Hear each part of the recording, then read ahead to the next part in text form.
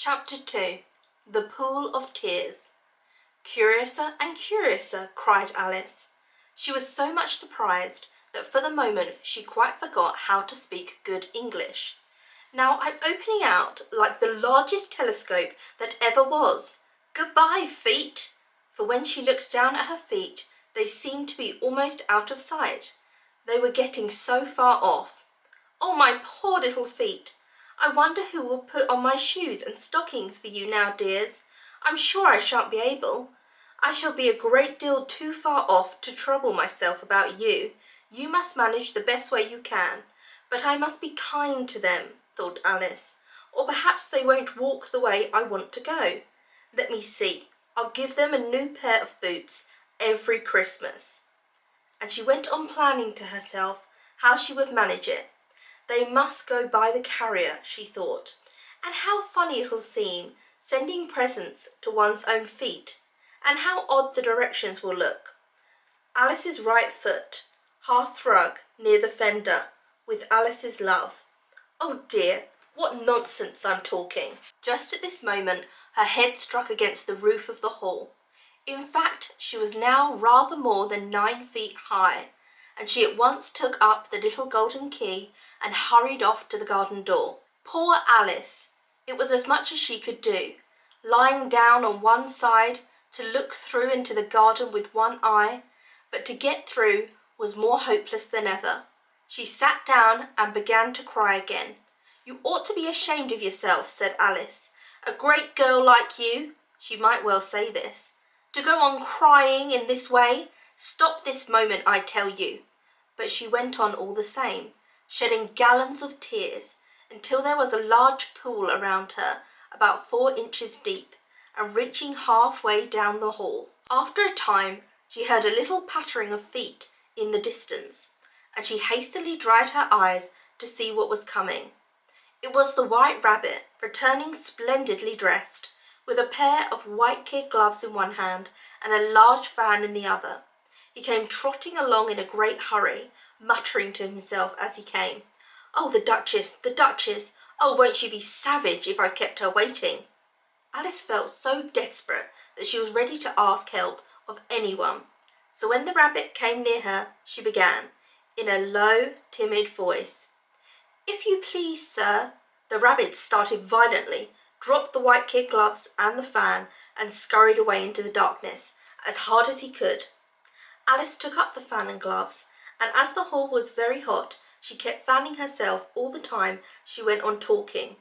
Dear, dear, how queer everything is today, and yesterday things went on just as usual.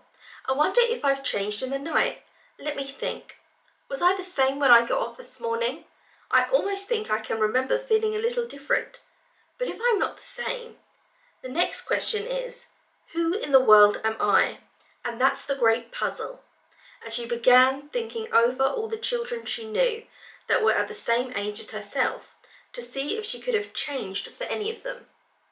I'm sure I'm not Ada, she said, for her hair goes in such long ringlets, and mine doesn't go in ringlets at all. And I'm sure I can't be Mabel, for I know all sorts of things, and she knows very little. Besides, she's, and I'm I, and oh dear, how puzzling it all is. I'll try if I know all the things I used to know. Let me see. 4 times 5 is 12, and 4 times 6 is 13. 4 times 7 is, oh dear, I shall never get to 20 at that rate. However, the multiplication table doesn't signify. Let's try geography.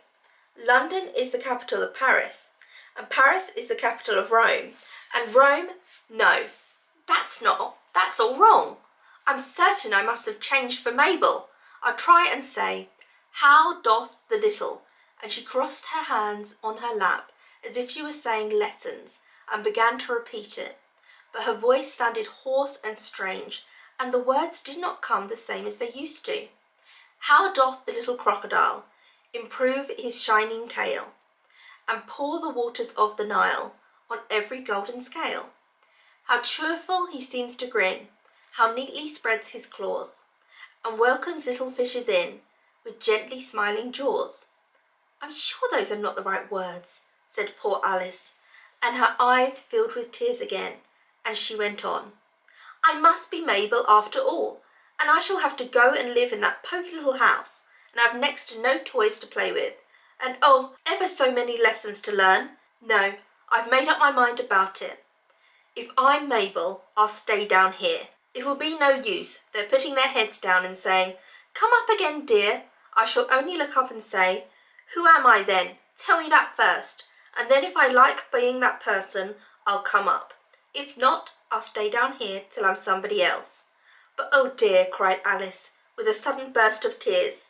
I do wish they would put their heads down. I'm so very tired of being all alone here. As she said this, she looked down at her hands, and was surprised to see that she had put on one of the rabbit's little white kid gloves while she was talking.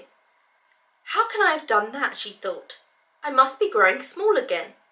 She got up and went to the table to measure herself by it, and found that as nearly as she could guess, she was about 2 feet high, and was going on shrinking rapidly. She soon found out that the cause of this was the fan she was holding, and she dropped it hastily, just in time to save herself from shrinking away altogether. That was a narrow escape, said Alice, a good deal frightened at the sudden change, but very glad to find herself still in existence. And now for the garden, and she ran with all speed back to the little door. But alas, the little door was shut again, and the little golden key was lying on the glass table as before. And things are worse than ever, thought the poor child, for I never was so small as this before, never, and I declare it's too bad, that it is. As she said these words, her foot slipped, and in another moment, splash, she went up to her chin in salt water. Her first idea was that she had somehow fallen into the sea, and in that case I can go back by railway, she said to herself. Alice had been to the seaside once in her life, and had come to the general conclusion that wherever you go on the English coast, you find a number of bathing machines in the sea, some children digging in the sand with wooden spades, then a row of lodging houses, and behind them a railway station. However, she soon made out that she was in a pool of tears which she had wept while she was 9 feet high. I wish I hadn't cried so much, said Alice, as she swam, trying to find her way out. I shall be punished for it now, I suppose, by being drowned in my own tears. That will be a queer thing, to be sure. However, everything is queer today. Then she heard something splashing about in the pool a little way off, and she swam nearer to make out what it is.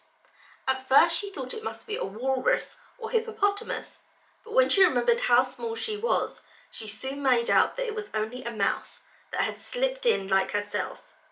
Would it be of any use now, thought Alice, to speak to this mouse? Everything is so out of the way down here that I should think very likely it can talk. At any rate, there's no harm in trying. So she began. Oh, Mouse, do you know the way out of this pool? I'm very tired of swimming about here. Oh, Mouse! Alice thought this must be the right way of speaking to a mouse. She had never done such a thing before, but she remembered having seen in her brother's Latin grammar, a mouse, of a mouse, to a mouse, oh mouse. The mouse looked at her rather inquisitively, and seemed to her to wink with one of its little eyes, but it said nothing. Perhaps it doesn't understand English, thought Alice. I dare say it's a French mouse, come over with William the Conqueror. For all her knowledge of history, Alice had no clear notion how long ago anything had happened, so she began again. O est ma chatte, which was the first sentence in her French lesson book. The mouse gave a sudden leap out of the water, and seemed to quiver all over in fright. Oh, I beg your pardon, cried Alice hastily, afraid that she might have hurt the poor animal's feelings. I quite forgot you don't like cats. Not like cats, cried the mouse, in a shrill, passionate voice. Would you like cats if you were me? Well, perhaps not, said Alice, in a soothing tone. Don't be angry about it, and yet I wish I could show you our cat Dinah. I think you'd take a fancy to cats, if you could only see her. She's such a dear, quiet thing. Alice went on, half to herself, as she swam hazily about in the pool. and she sits purring so nicely by the fire, licking her paws and washing her face. And she is such a nice soft thing to nurse, and she's such a capital one for catching mice.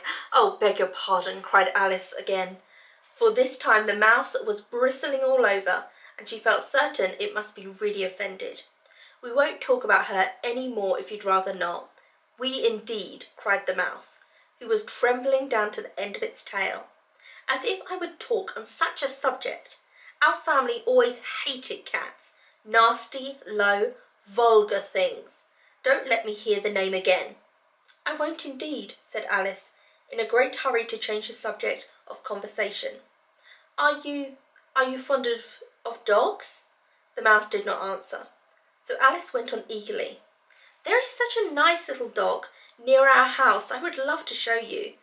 A little bright-eyed terrier, you know, and oh, such long curly brown hair, and it'll fetch things when you throw 'em, and it'll sit up, beg for its dinner, all sorts of things, and I can't remember half of them, and it belongs to a farmer, you know, and he says it's so useful, it's worth £100. He says it kills all the rats, and oh dear, cried Alice in a sorrowful tone, I'm afraid I've offended it again, for the mouse was swimming away from her as hard as it could go, and making quite a commotion in the pool as it went.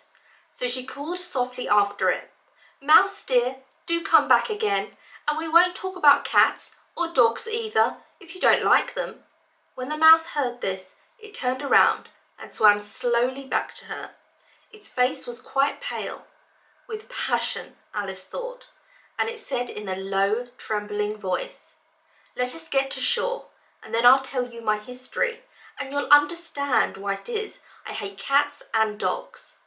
It was high time to go, for the pool was getting quite crowded with the birds and animals that had fallen into it. There was a duck and a dodo, a lory and an eaglet, and several other curious creatures. Alice led the way, and the whole party swam to the shore. Fell through the ground.